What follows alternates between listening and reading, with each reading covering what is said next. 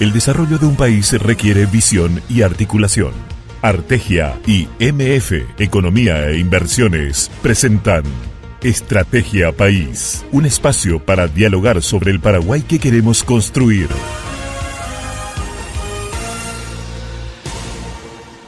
El Paraguay que queremos construir, ese es el tema que nos va a reunir todos los martes aquí en Radio 1000, que ustedes van a poder replicar después en podcast a través de las diferentes plataformas.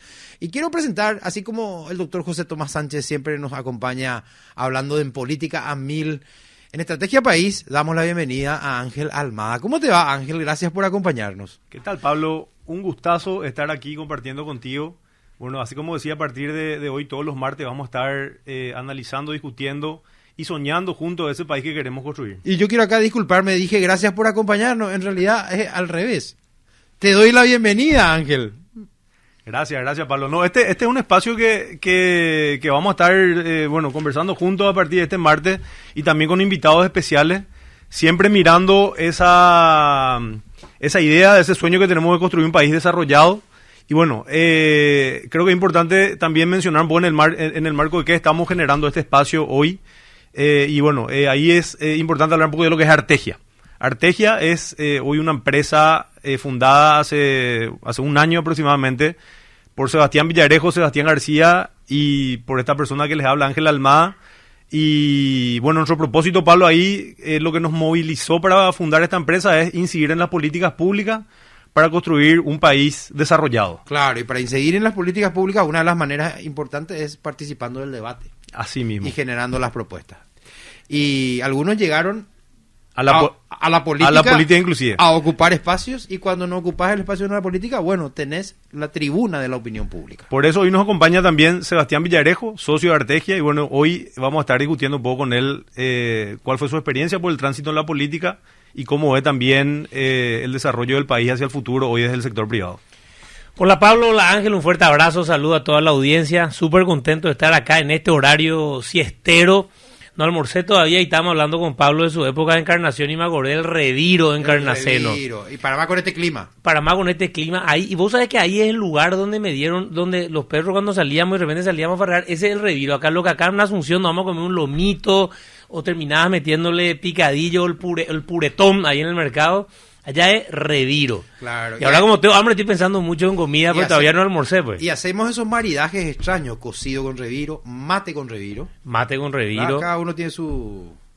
pero increíble Encarnación, acá estamos recordando ya que eso hay. Y debemos incluir el Rediro entonces en la estrategia país. Me gusta. Algún lugar debe ocupar. Y mira que el Rediro forma parte de una estrategia económica y gastronómica de las familias, evidentemente, para que esto pueda actuar. Bueno, súper contento de este espacio, saludarle a todos. Nuestra idea un poco es de Artegia hablar de estrategia país de distintos puntos. Evidentemente, los días que me toca a mí estar, que vienen a entrar a acompañar mucho, evidentemente mínimo una vez al mes, hablar un poco también de qué pasa en el Congreso, ¿verdad? ¿Qué está pasando en el Congreso? No solo de un punto de vista político, porque muchas veces, quizás la mayoría de los programas, hablamos de la parte política del Congreso, sino de repente también hablar un poco de la parte legislativa, porque a veces mientras nos discutimos, debatimos o hablamos de la política, de las mayorías, que de Bachi, que de Celeste, que de todo lo que está pasando, nos vemos que están ocurriendo leyes que nos van a tocar, que nos van a tocar en el día a día, leyes buenas, leyes malas, leyes perjudiciales, leyes positivas pero mal redactadas, y que nos van a terminar afectando en nuestro día a día, y sin darnos cuenta se aprueban nomás, porque lastimosamente en el Congreso, yo suelo decir que por lo menos mi experiencia, de los 80 diputados, yo creo que con suerte 10 leían realmente los proyectos que se iban a tratar, y ni siquiera, y era realmente algo que ya se trabajaba en las comisiones con los asesores y se termina votando. Y en los 20 puntos del orden del día, 2 o 3 son que generan debate y salen en prensa, los otros 18 se aprueban y los otros 18 lo mismo le tocan a la gente. Sí. Pero no nos damos cuenta. Entonces quizás en estos meses y en estos días que estoy, tocar así por lo menos hasta contar los 20, 30 puntos, no son 20, 30, voy a hablar de 3 hoy, pero después veremos qué es lo que suena y quién de repente allá lo que le puede interesar de más. Claro. Ahora, cuando hablamos también de estrategia país, estamos hablando justamente de esa interacción que nosotros queremos que se empiece a dar de una manera mucho más sinérgica entre los diferentes sectores de la sociedad en Paraguay, ¿verdad? O sea, evidentemente el sector público tiene un rol fundamental, pero así también el sector privado. Entonces la idea de esta mesa de estrategia país es poder sumar esas voces que consideramos nosotros que tienen que empezar a ser articuladas en torno a una visión común y a una visión compartida de ese país desarrollado que todos soñamos, ¿verdad?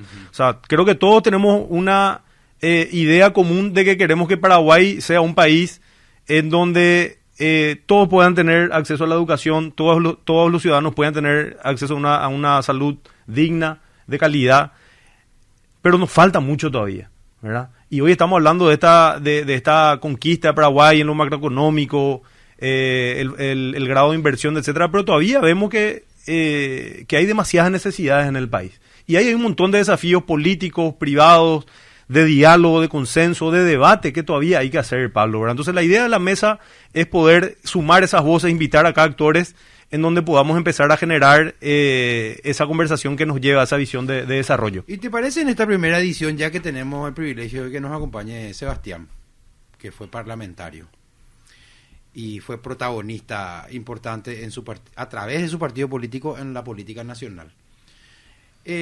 ¿Con qué podemos empezar hoy? ¿Qué quisiste traer hoy a la mesa, Sebastián? A ver, antes de entrar a un tema puntual, así, por comprar literal, cumplir y de repente dar 3 proyectos de ley concretos que se están tocando en el Congreso, que creo que es importante echarle un ojo. Mencionarle a la gente que es importante comprender cómo se construyen un poco las políticas públicas y por sobre todo en la mirada del legislativo. ¿Qué es lo que ocurre hoy en Paraguay? Acá no hago yo ningún tipo de apreciación ética ni moral, voy a hacer una descripción. ¿Quién redacta el proyecto de ley que hoy nosotros estamos tocando en el Congreso? ¿Quién te trae un proyecto de ley cuando sos diputado o senador? Y la realidad es que en general, hasta ahora, las dos vertientes de los proyectos de ley que llegan son, o te trae, llamémosle, una militancia sobre un tema, pero que muchas veces está muy relacionada a organizaciones no gubernamentales, y no lo digo criticando, porque puede ser de derecha, puede ser de izquierda o tal. Cuando me refiero a los proyectos de ley sostenidos, o sea, si alguien va a presentarte una ley de conflicto de intereses o te va a presentar una ley de financiamiento político, alguien tiene que sentarse a redactar, construir, y muchas de estas vienen a partir de consultoría o cuestiones así, pero por ende, ¿a qué voy? Toda esa estrategia de ese proyecto de ley proviene de alguien que tiene una sola mirada, la mirada de fuera, quizá del militante sobre un tema y de la organización. Ejemplo, ley de protección de datos. Yo fui uno de los firmantes incluso del proyecto. Sí. Pero la ley de protección de datos, ¿de quién viene? De una coalición de organizaciones donde estaba TEDx, GAPAR y tal. Pero luego tenemos que ver qué opinan los demás. Pero te viene ahí. Y o si no, te viene ¿de quién? Del burócrata. Y del burócrata en el sentido de que el gobierno le dice a alguien, a los técnicos que tienen los ministerios, redacten un proyecto. Claro, hay que regular esto. Hay que regular esto. Y ahí es donde está el desafío que lastimosamente, y me incluyo entre los criticados, o sea, entre los que asumo la crítica, yo considero que la representación, no sé qué opinás, Pablo Ángel, la representación en los órganos colegiados en Paraguay fue bajando la calidad. Todos coincidimos y sabemos, un hecho patente. Claro, si vos le preguntás a alguien, y me incluyo, quizás me van a decir, tu cámara fue mejor que esta, pero también yo te voy a decir, pero la cámara anterior fue mejor que la mía y la anterior. Entonces, como que la representación en los órganos colegiados fue perdió calidad. Perdió calidad, porque es el Congreso, es en la Cámara de Diputados donde vos tenés que decir, le voy a llamar un poco en protección de datos, le voy a llamar un poco a los empresarios a ver qué opinan, le voy a llamar a los académicos, le voy a llamar tal. Entonces vos, porque tenés la legitimidad de haber sido electo, y es tu trabajo constitucionalmente, o sea, debería ser tu laburo, ves la otra mirada para que este proyecto que te presenta un sector del mostrador pueda tener los cambios necesarios. ¿Qué ocurre hoy al decaer la calidad institucional en los órganos colegiados? ¿Qué es lo que está pasando? Se presenta un proyecto y no se hace un buen trabajo muchas veces técnico de ver las otras miradas, entonces termina saliendo un proyecto que no termina afectando y que termina siendo un proyecto que es ilógico de repente al funcionamiento. Y de autocriticarme. La ley de financiamiento político. La ley de financiamiento político, que yo fui uno de los firmantes, fui uno de los que movilizamos con Rocío Vallejo y tal. Pero pero la forma en que salió la ley dio tanta amplitud y ¿cómo se diría? Tanta discrecionalidad a la reglamentación por parte del TSJE, que el TSJE también hizo una reglamentación burocrática. Entonces, hoy la ley de financiamiento político, en realidad, ¿qué hace? Es una ley que le jode al buen tipo, buena persona que quiere candidatarse. Porque te jode, porque es en realidad un montón de papelería, un montón de cosas, y en realidad no impidió nada el financiamiento negro. Sí, claro. Lo que hicimos en realidad, queriendo trancarle al malo, le jodimos al bueno, Sí. siendo de alguna manera. Lo que pasa también con el tema de Seprelá. Exacto, Seprelá es el otro ejemplo. Diste un ejemplo fantástico, Pablo. A la gente común, burocracia para depositar o transferir, lo que sea. El jodido, el malo, sabe cómo joderle a la ley. Sí. Y en realidad lo que terminamos es trabándole a la gente en su día a día. Lo mismo contrataciones públicas. De repente ponemos traba y traba para intentar impedir la corrupción en los pliegos, en los contratos, que no se quiere meter en la empresa seria. Perdón, Ángel, Sebastián, como esta es una conversación de introducción en nuestro primer podcast, para Sí, llamarlo de alguna por manera. eso ya no entré. Entonces, acá te voy a plantear el otro gran tema. ¿Y qué hacemos con la superposición de leyes? Cada vez que entra una nueva Cámara de Diputados, una nueva Cámara de Senadores, vienen muchos diputados, varios, con nuevas ideas, con nuevos proyectos, que si se informasen un poco verían que la ley ya está escrita, que ya está regulada, que ya hay modificaciones de modificaciones de modificaciones, una intríngulis, una montaña de leyes sobre un mismo tema a veces. Yo sé que hay leyes que hay que modificar y hay que actualizar, pero díganme si no es un fenómeno que se ha dado en este tiempo democrático. No es un fenómeno, es un problema. Porque yo creo que ni los jueces saben de repente las leyes que existen, porque de repente hay una, como voy a decir, una no es superpoblación, no me sale ahí. Superposición, dije una yo. superposición, superabundancia legislativa, hasta peligrosa. Porque muchas veces, y fíjense los errores que cometemos, por eso me incluyo en todos los errores. Nosotros teníamos una ley de manejo de datos, que era más o menos de inicio de los 2000, que hizo Rafa Filisola, por cierto, el manejo de información privada. Cortita, válida, importante. Pero en un momento dado, en el periodo de gobierno anterior, se hace la ley sobre datos crediticios para la parte financiera. Y cuando se hace esa ley, se deroga la anterior. Entonces, ¿qué ocurrió? Hasta que se aprobó la nueva ley de protección de datos personales que aprobamos en el periodo pasado, nosotros tuvimos varios años, es más, seguimos, porque esta ley todavía no está vigente. Es una ley que tiene una vacatio legis que se llama un periodo para entrar en vigencia de 2 años. Recién pasó 1 año. Nosotros en realidad hoy no tenemos ni una ley que nos proteja en términos de datos personales, salvo lo que es lo lógico por la Constitución Nacional. Pero en realidad se derogó mal. Entonces, el problema cuando va generando y generando es que terminamos haciendo cosas que lastiman. Y para la gente que está escuchando, tienen que entender que la ignorancia de la ley no te exime de su cumplimiento. Entonces, uno, entre comillas, debería saber todo lo que hay. Entonces, ese es un inconveniente que evidentemente, yo suelo decir, si yo alguna vez vuelvo al Congreso, en mi campaña lo voy a decir, yo no voy a ser el que haga más leyes, no quiero lo más hacer leyes, voy a hacer 1 o 2 que me parezcan importantes, claro, y no me pongan luego en el ranking. Porque ahí también hay otras funciones que tiene el Parlamento. Primero está la función de ser el contrapoder. Segunda, está la función de control. Hoy, por ejemplo, le dimos a la ministra Claudia Centurión en una especie de reunión de control, así. ¿Por qué reunión de control? Porque ella se va a pedir bonos o algún tipo de instrumento que permita financiar el pago de deudas o la construcción de rutas, la emisión de alguna deuda. Entonces, ¿qué tiene que hacer el Congreso? Tiene que controlar la ejecución presupuestaria de lo que ya tiene. No solo ella, todos los ministerios. O sea, eso es una función fundamental que tiene el Parlamento y que yo creo que hoy la tecnología incluso permite darle un seguimiento en tiempo real. Ignoro si se hace, Sebastián. Y yo creo que eso es algo que nosotros estamos trabajando desde Artegia con Ángel, algunas ideas ya que pueden llegar a salir y en otro tipo de proyectos. Yo creo que la inteligencia artificial es algo que tenemos que meter dentro de los procesos legislativos. El Big Data. Sí, eso está ocurriendo en Estados Unidos, está ocurriendo en muchos países. Ni siquiera Big Data, la inteligencia artificial, saber usar hasta las herramientas que hoy existen que te van a poder, si sabes cargar ciertas bases de datos, decirte, che, esto está en contradicción con tal, esto va a tener un problema constitucional o le puede afectar a alguien. Yo creo que tenemos que dar ese paso. Hoy es demasiado... ¿Qué ocurre? La corrupción, la prebenda, el clientelismo, lo grotesca que se volvió nuestra política, también generó que empeore el técnico que le ayuda, llamémosle al congresista. O sea, generalmente vos te ibas y tu director de comisión, y existen varios excelentes, pero esto en la Junta Municipal también, ¿verdad? Que me tocó estar. Vos tenías un director de comisión, un asesor de comisión de altísimo nivel. Entonces, más allá de lo que pase con los congresistas, vos les respetabas a algunos asesores que eran de alto nivel. A tan bajo llegó la politiquería en el Paraguay que se le empezó a rajar a todos estos asesores y empezó a entrar popular mi asesor que ya estaba conmigo en tal lugar y que de tal lugar. Entonces el nivel de preparación es bajísimo, sumado a que es un desastre nuestras universidades cada vez tan peor, ¿verdad?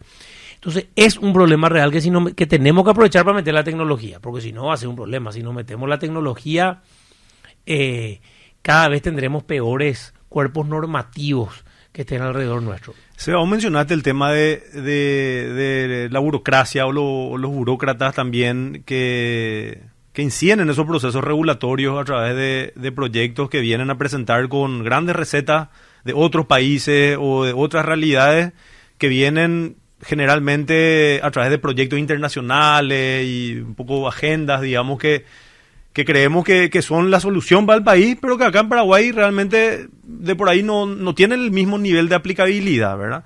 Y generalmente son proyectos como que corren, se hace la ley y después queda como letra muerta porque es inaplicable, ¿verdad? Entonces ahí la pregunta un poco que te hago también en tu experiencia y viéndote ahora del sector privado, ¿cómo evalúas también ese desafío que tiene el sector privado o los grupos de interés, los grupos económicos o los grupos de interés legítimo, digamos, que se tienen que involucrar de una manera más activa y proactiva en el proceso de incidencia en lo regulatorio?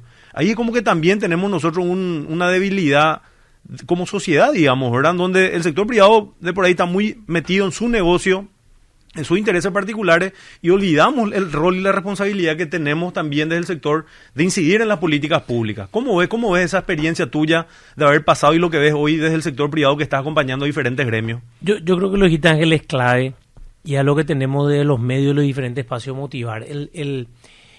Fíjense, y engancho con la primera parte, cuando digo la organización y cuando digo la burocracia son los que redactan los proyectos de ley. En cualquier país el sector privado también lo hace y no está mal.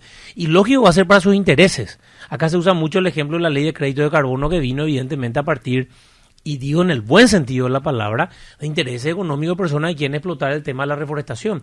Y eso está bien, porque para eso está el diputado o el senador, para recibir ese insumo de personas que tienen intereses, sea, llamémosle como te ha dicho, el ONGcero, el militante, sea el burócrata, sea el empresario, y la función del congresista debe ser, bueno, esto viene con tu interés, voy a compartir con los demás y vamos a ver cómo hacemos que sea bueno para el Paraguay, ¿verdad?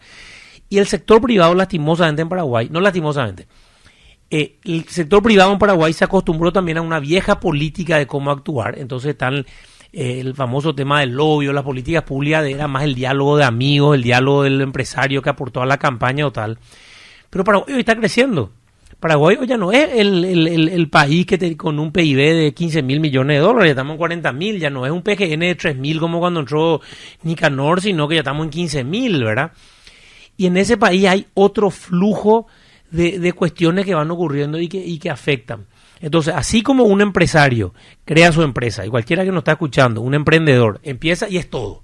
Vos empezás y es como decir, si vos un día, Pablo, agarraste y dijiste, che, yo quiero ser periodista, empezaste en tu casa y pusiste una cosa y de repente uno es productor, cronista, el que habla y todo. Y bueno, en la empresa lo mismo, y un día alguien dice, che, ya no me da el cuero, le voy a contratar a alguien. Después dice, che, ya tengo un gerente, yo soy gerente general, pero le voy a llamar a un gerente administrativo, ya dividir administración de gerencia. Después un día decir, no, voy a poner ya un gerente comercial y administrativo. Después crecer y decir, administración voy a poner recursos humanos. Después le contrataba a un asesor jurídico. Después tu empresa es tan grande que decir, yo ya necesito un asesor jurídico adentro porque cada rato tengo que resolver cosas. Como que van creciendo las cosas. Y yo creo que en la empresa hoy tienen que darse cuenta que lastimosamente es un gasto, parece, pero una inversión, tienen que ocuparse de ver qué está pasando.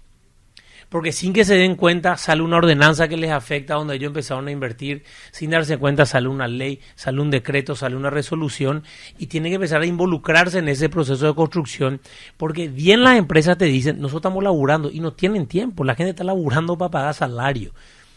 Pero lo que pasa es que el mundo se mueve de tal manera a que vas a tener que dedicarte también a eso, porque si no después, perdón por el término, pues te meten el dedo, pues vos te puedes estar moviendo y te aparece la DENIT diciendo yo voy a cobrar anticipo de dividendo, porque vos ganaste mucha plata el año anterior, creen que va a ganar plata este año. Eso fue un tema. Entonces vos crees que va a ganar plata, entonces vos le estás pagando antes al Estado. Claro, una retención. Es una retención. Entonces, ponerle que tiene su lógica.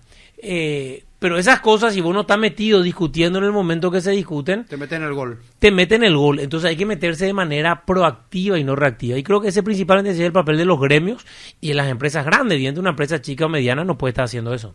Acá cuando hablamos justamente de estrategia país, es uno de los temas fundamentales que vamos a estar tocando en este espacio, Pablo, es justamente esos desafíos que tenemos nosotros también y llamarle a los diferentes sectores en cuáles tienen que ser esos grandes debates y los grandes temas que tenemos que empezar a involucrarnos en las políticas públicas, ¿verdad?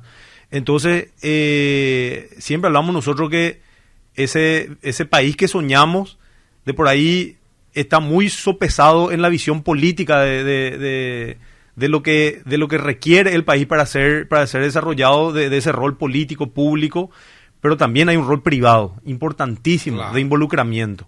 Y ahí hay un desafío tremendo. Y en ese sentido, nosotros, tanto desde Artegia y desde Estrategia País, lo que vamos a estar proporcionando en todos estos espacios de diálogo es esos grandes desafíos y poder sentarle en esta mesa a esos líderes referentes del sector privado y también del sector público, ¿por qué no?, para hablar en conjunto cuáles son esos grandes temas que tenemos que empezar a ponernos de acuerdo para esa visión de desarrollo que queremos construir. Porque fíjate que no 2 más 2 no es 4.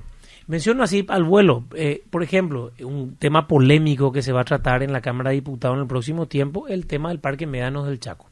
Es un tema polémico. Yo voté en contra en el periodo pasado. Pero voté en contra, ¿por qué? Porque la forma en que se presentó el proyecto no me pareció la adecuada. Pero hay una realidad que tenemos que ver hasta dónde, y que dejar en claro la pregunta, hasta dónde se cuida y hasta dónde renunciamos al desarrollo. Claro, esa es la pregunta central. Hay una pregunta donde yo me acuerdo que yo en mi discurso decía, señores, perfecto, necesitamos el gas. Si a 2 kilómetros, por una forma de decir, a 50 kilómetros hay gas en Bolivia y nosotros podemos tener gas y vamos a tener una crisis energética, ¿cómo no usar el gas? Sí. Ahora, que la ley diga cómo va a ser la explotación, cuáles van a ser los límites, cuáles van a ser los procesos, hasta dónde se puede afectar, qué proporción, qué sé yo, en términos técnicos, como decir cuántas hectáreas, tal cosa. Pero uno te dice, no, este es un pocito nomás que se mete un caño. Otros te dicen, no, porque hay que armar tal cosa, infraestructura. Entonces la ley no puede decir, está permitido, y dejamos a cargo el MAES. No, la ley, que es el órgano natural a partir del Congreso y la representación de la ciudadanía, tiene que poner ciertos límites. Pero ese es un tema sustancial que se va a tratar, donde por un lado el gobierno está decidido a que se pueda utilizar el gas natural de los médanos del Chaco. Los gremios productivos, los gremios de la rural y demás están de acuerdo porque hay una realidad. Y entre comillas, las organizaciones y personas que cuidan la ecología, que es importantísimo de cuidar, porque es la ecología también que nos da a nosotros el aire que tenemos y la posibilidad de vivir en un mejor país, dicen, señores, si nosotros no se puede retroceder en avances que uno tiene en términos ecológicos sobre un parque. Y ahí, entonces, ¿qué pasa ahí? Parece que no hay respuesta correcta. Y no, para eso están los congresistas, para intentar escuchar y decir, o este es el punto intermedio, o yo me juego por este lado de la respuesta. Pero son cosas que tenemos que darnos cuenta que se van a debatir. Se viene una ley importante que parece que a nadie le va a afectar, que se llama la ley de seguros. Después de 30 años se va a cambiar la ley de seguros en nuestro país. Y esa ley tiene cuestiones que cambian, porque en la medida que tu mercado de seguros es amplio, hay competencia para que vos puedas encontrar a alguien que te ofrezca menor o mayor cantidad de seguro para tu auto, para lo que sea. ¿Qué pasa si después se aprueba el SOAT? Que se van a acordar mucho, que es el seguro obligatorio para el tránsito automotor, que la verdad debería aprobarse alguna vez en Paraguay, por lo menos para daño contra terceros. Eso es algo que hay en todos los países y acá se frenó muchas veces por intereses. Entonces la ley de seguros es importante si es caución o de fianza, porque eso va a hacer que las obras del Estado salgan más caros, pero por otro lado salen más caros por estar mejor protegidas. Entonces esos son debates importantes a tener. O por ejemplo, se presentó un proyecto de ley que hoy, si es que llega, porque el orden del día de diputados siempre se queda sin quórum dentro de la Cámara de Diputados, un proyecto de ley súper interesante que Rocío Vallejo, una de las que promovió, que es sobre el tema de los permisos parentales, que tiene que ver sobre el tema laboral, pero el tema laboral siempre hay permisos solamente cuando nace tu hijo, pero no están pensadas las pérdidas. Yo soy alguien que tuve el primer embarazo de mi esposa, lo perdimos a los 9 meses de embarazo. Mi hija no nació, pero con 9 meses de embarazo.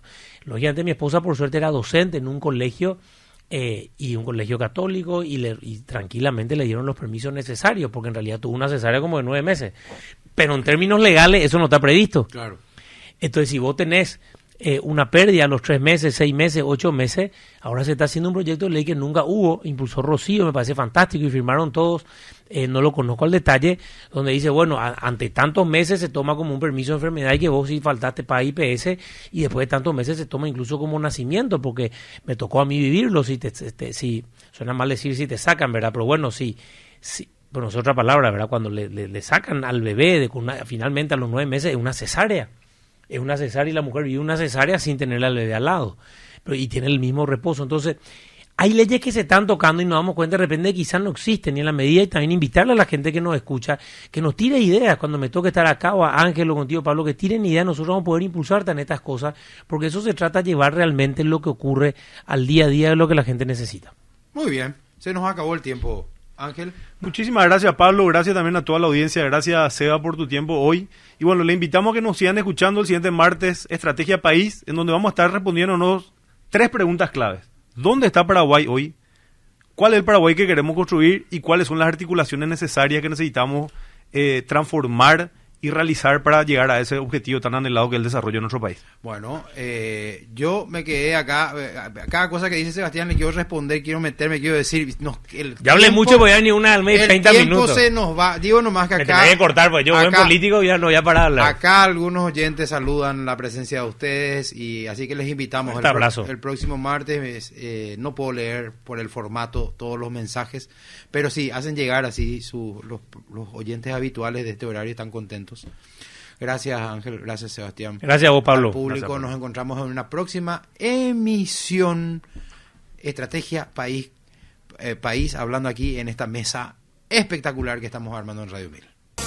Esto fue Estrategia País. Conversaciones para comprender el presente. Articulaciones para construir el futuro. Encontranos en las plataformas digitales de MF Economía e Inversiones.